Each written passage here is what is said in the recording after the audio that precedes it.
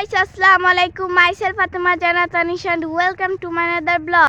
তো গাইস আজকে একটা ব্লগ নিয়ে আসলাম, সেটা হচ্ছে আম্মুর কদবেলের আচার বানাবে। চলেন আমরা এখন রান্না করে যাই।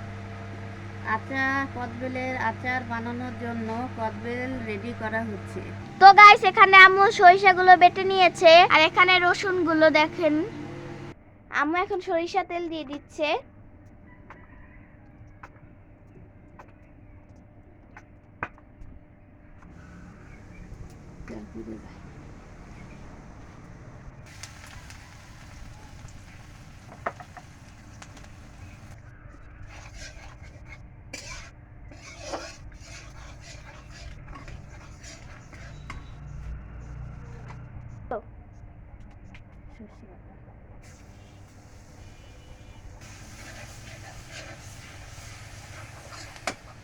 শুকনা মরিচ দিয়ে দিব।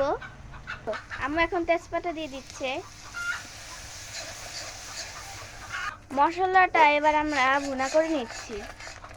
লবণ দিয়ে দিচ্ছি,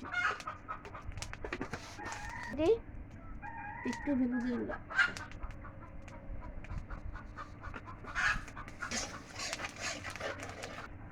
এবার কদবেলটা দিয়ে দিচ্ছি।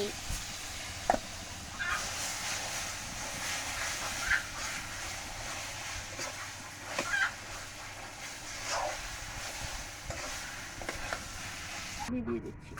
আম্মু এখন চিনি দিয়ে দিচ্ছে।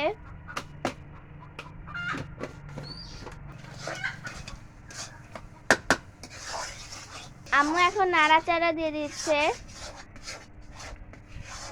আচার প্রায় হওয়ার পথে, দেখেন আপনারা। একটু মরিচের গুঁড়া দিয়ে দিচ্ছি, মরিচের গুঁড়া দিয়ে দিচ্ছে আম্মু। মানসিক মরিচের গুঁড়া।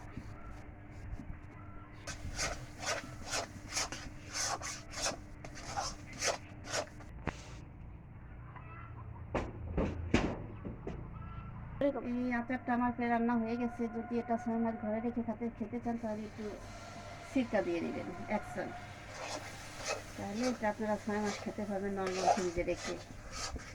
ঠিক আছে, প্রায় বানানো শেষ। এখন একটু নেড়ে চেড়ে নামিয়ে নেব। আমার আচারটা এখন আমি নামিয়ে নিচ্ছি।